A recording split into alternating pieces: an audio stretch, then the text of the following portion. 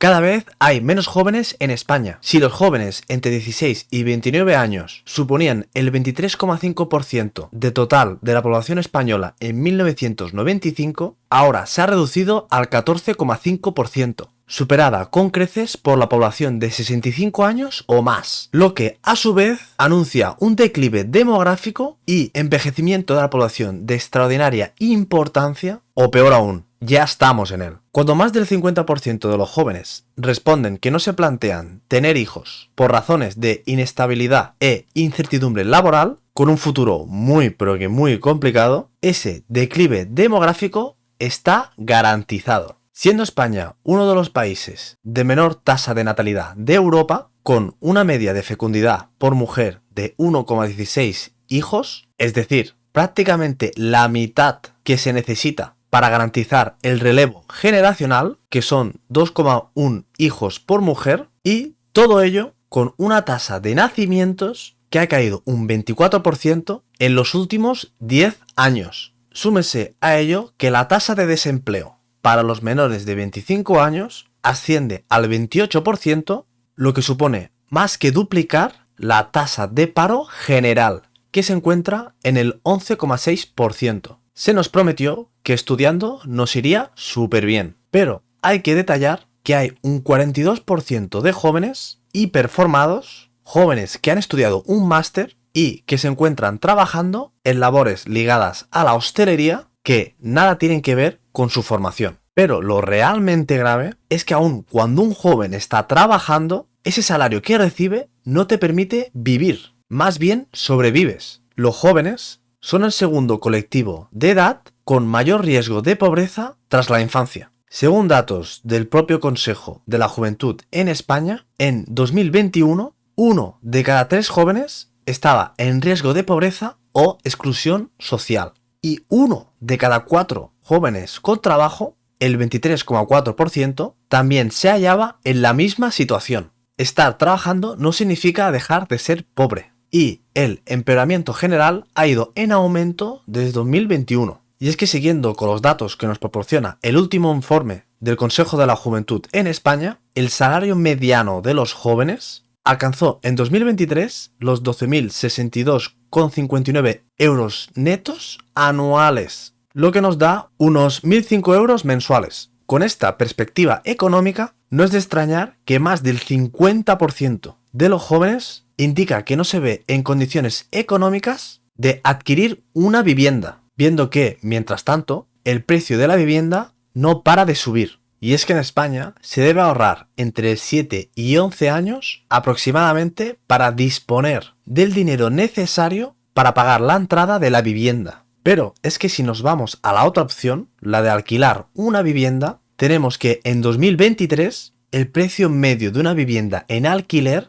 en nuestro país alcanzó los 944 euros mensuales, el dato más alto desde que existen registros. Esto supone el 93,9% del salario mediano de un joven. Pero es que además, si a esa cifra le sumamos el gasto mediano de los suministros, luz, agua, gas, etc., de 138,12 euros mensuales, que por cierto, este 2024 ha subido el IVA de la luz hasta el 10% y el del gas hasta el 21% a partir de marzo. Sin duda, una gran medida que ha tomado el gobierno para la clase trabajadora española. Entonces, si le sumamos los 944 euros del piso de alquiler, más los 138,12 euros de todos los suministros, los gastos ascenderían a 1.082,12 euros mensuales. Es decir, con nuestro sueldo de 1.005 euros no nos daría para vivir en un piso de alquiler. Nos deberíamos de endeudar solo para vivir de alquiler. Y aquí todavía no he mencionado ningún gasto extra, como puede ser la comida, que ha subido un 20%, después tenemos el transporte, el ocio, etc. Para mostrar el nivel de precariedad de los jóvenes respecto a la vivienda, el Consejo de la Juventud incluye diversas estadísticas. Una especialmente llamativa es esta, en la que se recoge la superficie máxima en metros cuadrados que un joven asalariado se puede permitir. Solo a partir de los 30 años sobrepasa los 70 metros cuadrados. Y siempre en el caso de la compra, no del alquiler. Hay que añadir también que la edad de emancipación del hogar familiar es una de las más altas y a su vez más tardías de Europa. Solo un tercio de los jóvenes reside fuera de su hogar familiar al terminar su ciclo de formación, cuando en 1977 ascendía la cifra al 58%. No poder emanciparse significa no poder desarrollar tu proyecto de vida. Tú no puedes desarrollar un proyecto pleno sin tener acceso a una vivienda. Y en la actualidad, con las perspectivas que son peores que las de nuestros padres, es prácticamente imposible. Te dificulta tener intimidad, cierta autonomía o, si quieres, tener hijos. Por su parte, los jóvenes alcanzan la media de cotización a la Seguridad Social 7 años más tarde de lo que hacían sus padres. Todo lo cual da medida de que el joven que se incorpora a un trabajo tiene unos ingresos ciertamente bajos, con elevadas tasas de trabajo a tiempo parcial y de temporalidad. Hasta ahora llevamos descrito un escenario tremendamente alarmante, en que se alerta del riesgo evidente de que toda una generación de jóvenes se está quedando atrás, excluida por el sistema, que por cierto seguramente tampoco nos asegura nuestra pensión cuando seamos mayores. Y es que, como ya comenté en un vídeo anterior, que os lo dejo por aquí arriba, el agujero de deuda de la Seguridad Social, que es de donde salen todas las pensiones de España, es enorme y no se puede seguir este ritmo de endeudamiento. Añádese a ello que, según el Instituto Nacional de Estadística, en 2022, el último dato conocido, más de 530.000 personas abandonaron el país.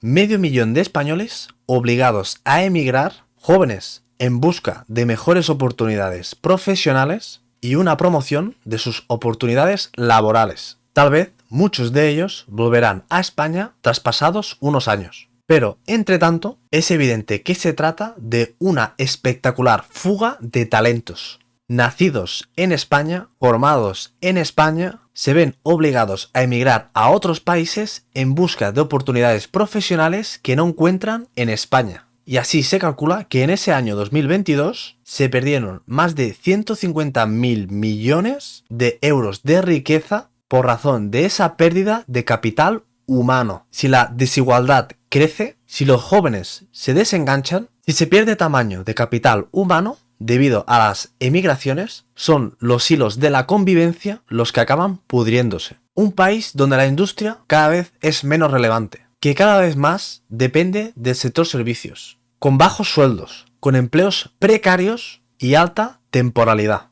Es un país que cada vez más se va convirtiendo en un desierto donde no crece nada. Si hoy, en contra del pasado, donde crecimos a pasos agigantados, los jóvenes viven peor que sus padres. Es una generación que paulatinamente se está quedando atrás. Menos sueldos, menos posibilidades profesionales, menos y más tardía emancipación. Dan la medida de ese quedarse atrás. Es lo último que España se puede permitir. Contemplar cómo esos millones de conciudadanos jóvenes observan que el ascensor social se ha averiado y que sus oportunidades son decrecientes. Y no parece que figure este crucial asunto en la agenda, en el orden de prioridades del gobierno. No se conoce ningún plan estratégico gubernamental que tenga por objeto abordar el futuro de esta generación joven. Todo ello, como no podía ser con otra cosa, mencionando la educación, el elevado grado de fracaso escolar, los informes negativos sobre el rendimiento educativo. El último ejemplo fue el desastroso informe PISA, y cuesta conocer de los responsables públicos qué planes educativos se proponen para elevar el nivel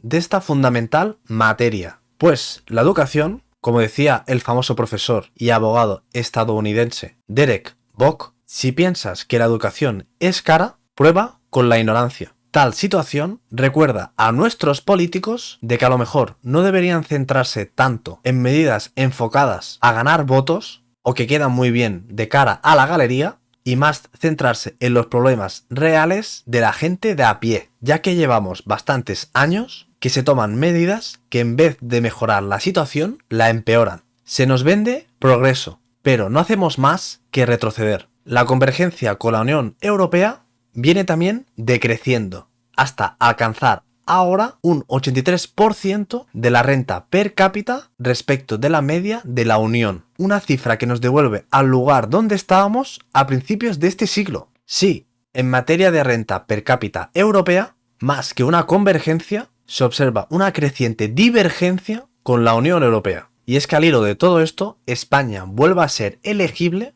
para los fondos de cohesión. Este instrumento financiero al que los países de la Unión Europea se pueden acoger cuando su renta per cápita es inferior al 90% de la media europea, por lo que España vuelve a ser potencial beneficiario de estos fondos. Y aunque seamos potenciales beneficiarios, parece que no nos interesan estos fondos. Si el gobierno pide estos fondos, parece que se evidencia que estamos de nuevo en el grupo de los pobres. Es una actitud muy irresponsable no hacerlo a cambio de que no trascienda que nuestra renta per cápita se ha distanciado de la media europea. Están dispuestos a no solicitar ni un céntimo y para así cubrirlo con deuda o más presión fiscal, que es lo que suelen hacer para que la ciudadanía no se entere. Pero los datos son objetivos y pesan como el plomo. Son indicadores todos ellos de un país que se va parando, enredado en batallas políticas y tramas burocráticas sin sentido que no hacen más que agravar el panorama. Un país en declive, al que con una frivolidad infinita se pretende, para colmo, dividir a base de construir una opinión pública de ¿estás conmigo o estás contra mí? Bien sencillo habría de ser entender que el progreso no es sino la suma de concordia y prosperidad, y cuando se fomenta la discordia y tenemos a la vista una juventud que se queda atrás, lo que aparece es la expresión de un fracaso generalizado como sociedad. Y nada más, familia, gracias por ver el vídeo. Si os ha gustado el contenido, dadle un pedazo de me gusta. Y si no, decidme en los comentarios qué contenido os gustaría ver en los próximos vídeos. Y ya sabéis, para cualquier otra duda, aquí me tenéis. Nos vemos en la próxima. ¡Chao!